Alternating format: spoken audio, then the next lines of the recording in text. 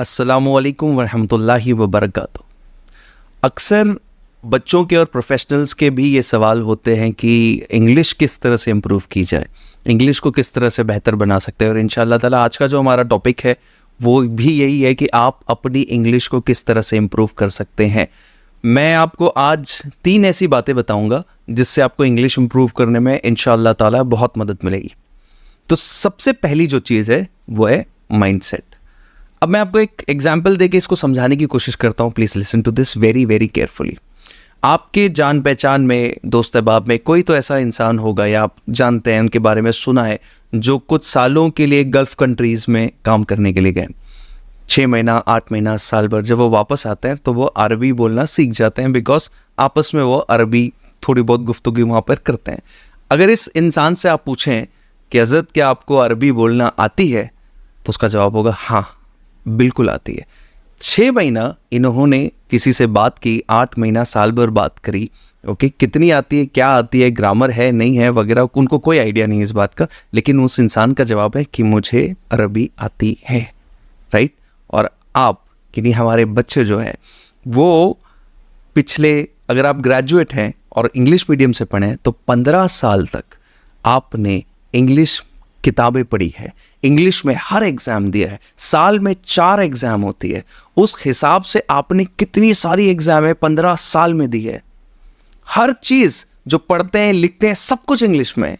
अगर आप vernacular medium से भी है और 10th के बाद आपने इंग्लिश पढ़ना शुरू किया तो भी ग्रेजुएशन पे आने तकरीबन 5th स्टैंडर्ड में अगर आपको इंग्लिश इंट्रोड्यूस हुई है तो भी 10 साल से आप इंग्लिश पढ़ रहे हैं। सेमी इंग्लिश वालों का सेम आंसर है। बट आपको अगर पूछा जाए कि क्या आपको इंग्लिश आती है, द आंसर इज नो। दोनों एग्जाम्पल में फ़र्क पता है क्या है? फ़र्क है माइंडसेट का। पहले वाले इंसान का माइंडसेट ये है कि मुझे अरबी आती है और इसीलिए वो फ्लुएंटली बोल पाते हैं। आपका माइंडसेट ये है कि मुझे इंग्लिश नहीं आती और इसीलिए आप में से बहुत सारे बच्चे ऐसे सोचते हैं कि मेरे दिमाग में तो सर आंसर है, मेरे दिमाग में तो आ रहा है, लेकिन मैं बोल नहीं पा रहा हूँ, क्योंकि आपका माइंडसेट आपने बना लिया कि आपको इंग्लिश नहीं आती। तो आपको इंग्लिश पे काम करने की ज़रूरत नहीं है, आपको पहले अपने माइंडसेट पे काम करने की ज़रूरत है। जितनी इंग्लिश आपको आती है ना, उतनी उस इंसान को अरबी नहीं आती। यकीन मानिए मेरी बात का। 15 साल में जितनी इंग्लिश आपने सीख ली, आपको काफ़ी इंग्लिश आती है, बट आपने अपना माइंडसेट बना लिया है कि मुझे इंग्लिश नहीं आती और इसीलिए आप फ्लुएंटली इंग्लिश कम्युनिकेशन नहीं कर पाते हैं। तो सबसे पहली जिस चीज़ पे आप काम करेंगे, कोई इंग्लिश की किताब पढ़ने की ज़रूरत नहीं, कोई बुक, कोई न्यूज़पेपर रीडिंग करने की ज़रूरत, all of that is secondary.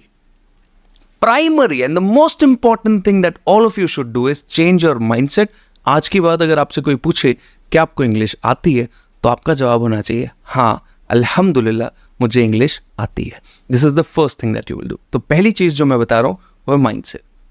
दूसरी एक बहुत इंपॉर्टेंट चीज़ है, हमारे बहुत सारे स्टूडेंट्स को और प्रोफेशनल भाइयों को भी ये लगता है कि इंग्लिश सीखने के लिए ग्रामर सीखना पड़ेगा। राइट। तो बहुत सारे बच्चे टेंसेस पढ़ते हैं, एडजेक्टिव्स पढ़ते हैं, एडवर्ब पढ़ते हैं। मुझे इसमें कोई दिक्कत नहीं, आपको पढ़ना चाहिए, इंग्लिश बेहतर बनाने के लिए पढ़ना चाहिए। लेकिन इंग्लिश का या किसी भी लैंग्वेज का, उसका ग्रामर सीखने से कोई लेना देना नहीं होता। वापस से एग्जाम्पल के तौर पे बताता हूँ। फ़र्ज़ कीजिए आपके घर में कोई बच्चा हो, आप में से बहुत सारे लोगों के घर में बच्चा होगा। राइट। आप घर में उससे हिंदी या उर्दू में बात करते होंगे। राइट। अगर आप हिंदी में बात करते हैं तो उसको क्या सिखाते हैं? क्रिया विशेषण, क्रियापद, क्या सिखाते हैं? कुछ नहीं सिखाते। आप सिर्फ उससे बात करते हैं और वो सुनते सुनते हिंदी, उर्दू, इंग्लिश, मराठी बोलने लग जाता है। राइट और रॉन्ग। लेकिन जब इंग्लिश की बारी आती है तो हम ग्रामर सोचते हैं, हम सोचते हैं पार्ट्स ऑफ स्पीच आना चाहिए, फिगर ऑफ स्पीच आना चाहिए, हमें सेंटेंस फॉर्मेशन आना चाहिए। All of this is not required in the initial stage. Please don't get me wrong, this is required but in the later part. But at the initial stage when you are trying to speak English, this is not required. Behave like that child. उस बच्चे की तरह behave कीजिए जो 2, 3, 4 साल में बोलना ठीक से सीख जाता है। आप 15 साल से इंग्लिश सीख रहे हैं लेकिन you are still not confident because you are not behaving like a child, you are behaving like an adult. Right. तो आपको ग्रामर को इतनी तवज्जो देने की शुरुआत में जरूरत नहीं है। You can speak very well English even without knowing the grammar. इसका एग्जाम्पल वही बच्चा है जो इंग्लैंड में पैदा हुआ और 3 साल का है, उसे ग्रामर नहीं आती लेकिन इंग्लिश वो अल्हम्दुलिल्लाह अच्छी बोल लेता है। राइट? सो ग्रामर का और इंग्लिश स्पीकिंग का कोई लेना देना नहीं है।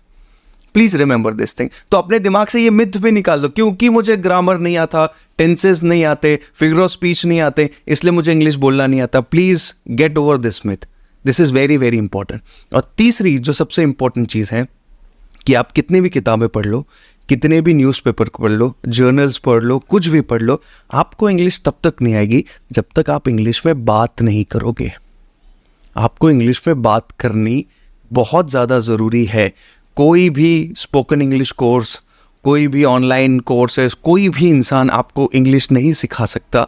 इंग्लिश की एग्जाम्पल उसी तरह, ये लैंग्वेज है और इसकी एग्जाम्पल वही है कि आपने स्विमिंग पे कितनी किताबें पढ़ी है, उससे कोई लेना देना नहीं है।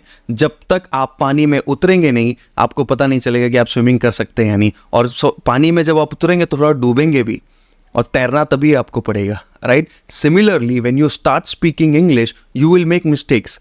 आप गलतियां करेंगे और वो गलतियों को आपको उसी बच्चे की तरह एक्सेप्ट करनी है जो लैंग्वेज सीख रहा है, राइट? डोंट बी अशेम्ड और एम्बैरेस्ड ऑफ द मिस्टेक। मैंने एक चीज नोटिस किया, हम इंग्लिश को बहुत बड़ा कुछ मान लेते हैं अपनी लाइफ में, बहुत बड़ा। हमने कुछ बहुत, हमारे बच्चों ने बहुत बड़ा कुछ बना दिया उसको, कि अगर मैं इंग्लिश बोलते हुए कोई गलती कर देता हूं तो इतनी एम्बैरेसमेंट हो जाती है कि क्या सोचेंगे लोग मेरे बारे में, इसको इंग्लिश नहीं आती। और यही गलती जब हम हिंदी बोलते हुए करते हैं, उर्दू बोलते हुए करते हैं, मराठी कन्नड़ा बोलते हुए करते हैं, तो कोई एम्बैरेसमेंट नहीं होती।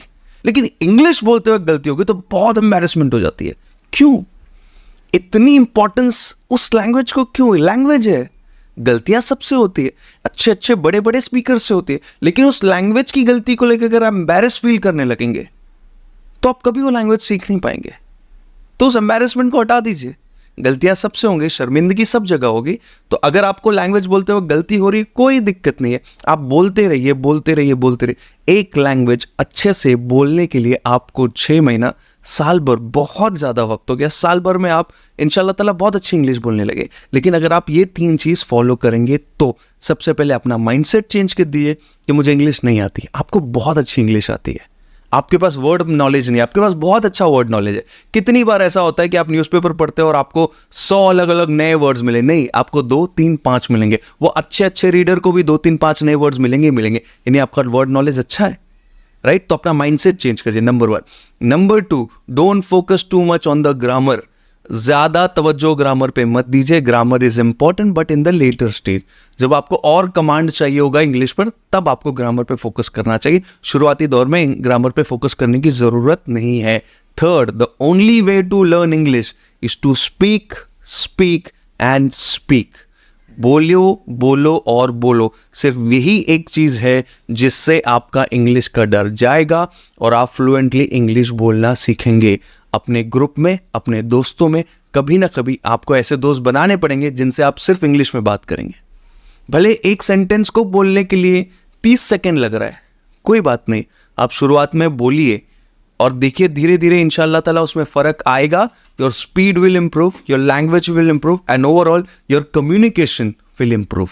I hope this helps. इसमें और मजीद आपको कोई इन्फॉर्मेशन चाहिए तो हम लोग आपको, टीम उम्मीद any time is available for your help. हमारी डिटेल्स आपको टिकर पे मिली होगी, आप हमें कांटेक्ट कर सकते हैं। If you need any kind of help please approach team SDI उम्मीद for any communication, personality, career guidance और एनी इन जनरल स्टूडेंट और प्रोफेशनल रिलेटेड इशू। जज़ाकल्लाहु खैरा। अस्सलामु अलैकुम वरहमतुल्लाहि वबरकातुहू।